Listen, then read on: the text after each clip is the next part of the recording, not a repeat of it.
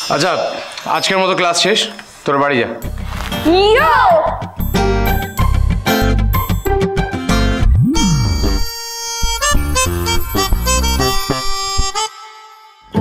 কেন এসেছিলে এখানে?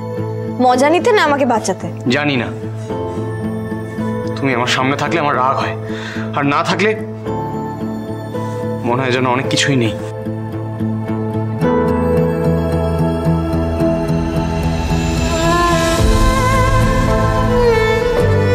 একটা মিথ্যে যেন আস্তে আস্তে আমার কাছে সত্যি হয়ে উঠছে।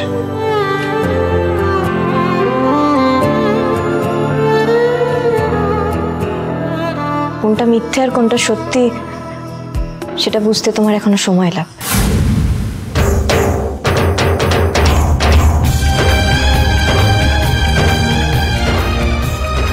সবকিছু মিথ্যে দেবে, শুধু একটা কথা সত্যি, আমরা দুজন দুজনকে ভালোবেসেছিলাম। কোনটা মিথ্যে আর কোনটা সত্যি সেটা বুঝতে তোমার এখনো সময় লাগবে।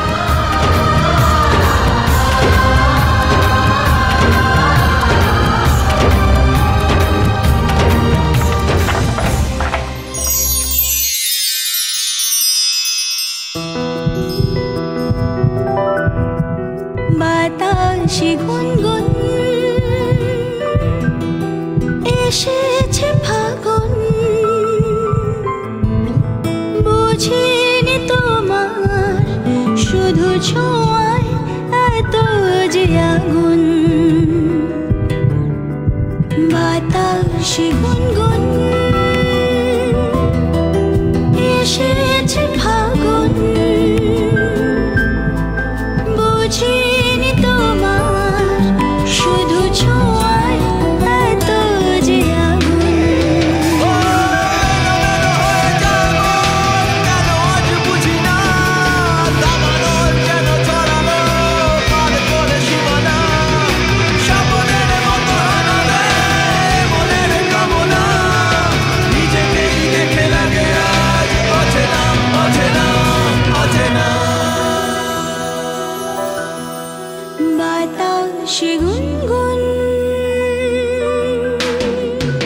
তোমার চোখের দিকে তাকালে কেন নিজেকে আটকাতে পারি না আমি? কেন বারবার ভুলে যাই তোমার মিথ্যেটা?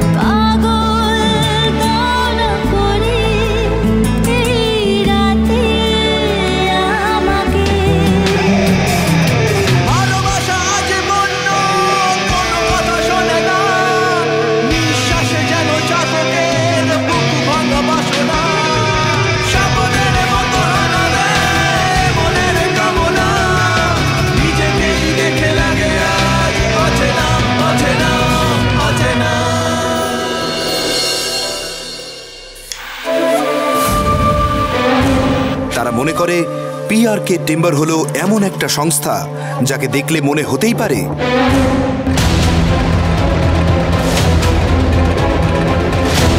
এই টিম্বার ফ্যাক্টরি ছেড়ে কোনো সার্কাস কোম্পানির মালিক হয়ে যান। You are a great entertainer. এই চুক্তি আমরা বাতিল করলাম, আপনাকে আমরা কোনো অর্ডার দেব না। এই অর্ডারটা ছিল আমার লাস্ট লাইফ লাইন, আর কোনো রাস্তা নেই। এতদিন ভাগ্যটা নিজের হাতের মুঠোয় রেখে চালনা করেছি, এখন তোর ভাগ্য আমায় তাড়া করছে মশারের মতো। এখন আমার বাঁচবার একটাই রাস্তা, অনিমেষ। অনিমেষকে কিডন্যাপ করে তার বউ আর মেয়েকে মেরে দেওয়ার ভয় দেখিয়ে অনিমেষের থেকে সমস্ত প্রপার্টি নিজের নামে করে নিতে পারবো। আর তারপর একটা ভালো দিন দেখে আখিকে মারবো, কিন্তু তার আগে অনিমেষকে খুঁজে বার করতে হবে, কারণ ওই আমার মরণ কাঠি আর ওই আমার জীবন কাঠি।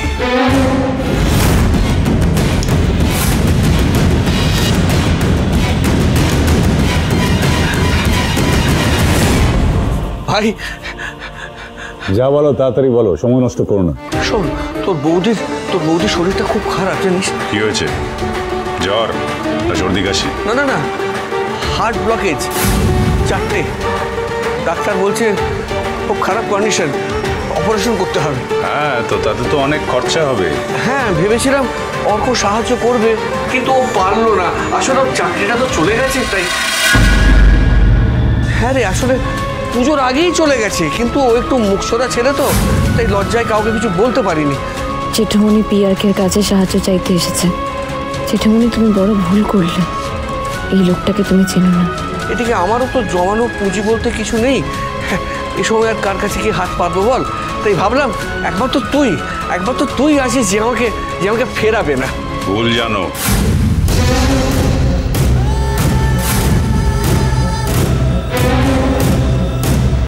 তুমি ভুল লোকের কাছে হাত পেতেছো দাদা। আমি লাভ লোকসান দেখে খরচা করি, আর তোমাকে টাকা দিয়ে আমার কি লাভ? তুমি না হোমে না যজ্ঞে, আমার কোনো কাজেই লাগবে না। উল্টে তোমার এই চোখের জলের পেছনে আমার এতগুলো টাকা খরচা হবে। ভাই ভাই ভাই, তুই টাকা না দিলে তোর বৌদি বাঁচবে না। মরে বাঁচবে, তোমার হাত থেকে বাঁচবে।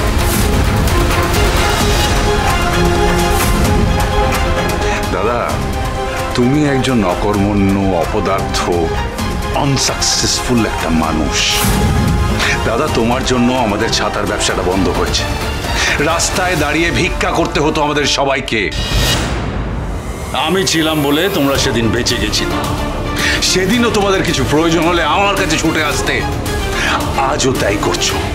ইনফ্যাক্ট তোমার ছেলেও তাই করছে।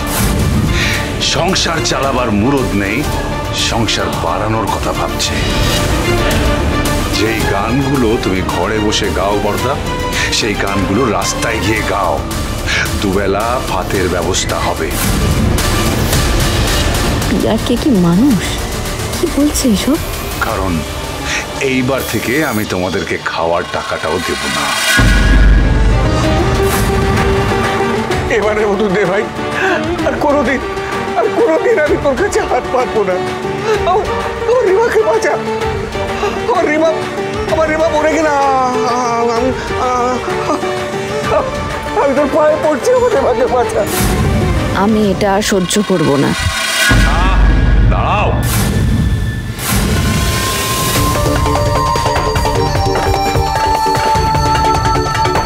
টাকা আমি দিতে পারি, তবে তার বিনিময়ে আখিকে আমার একটা কাজ করে দিতে হবে।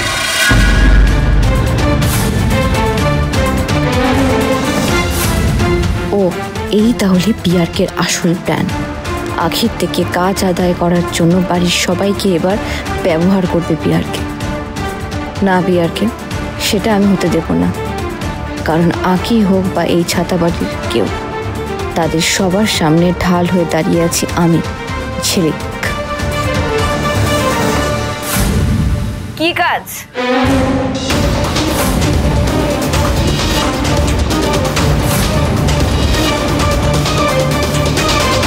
জেঠুমনিকে বলছেন কেন? আমি তো আপনার সামনে দাঁড়িয়ে আছি। আপনি আমাকে বলুন কি কাজ করতে হবে।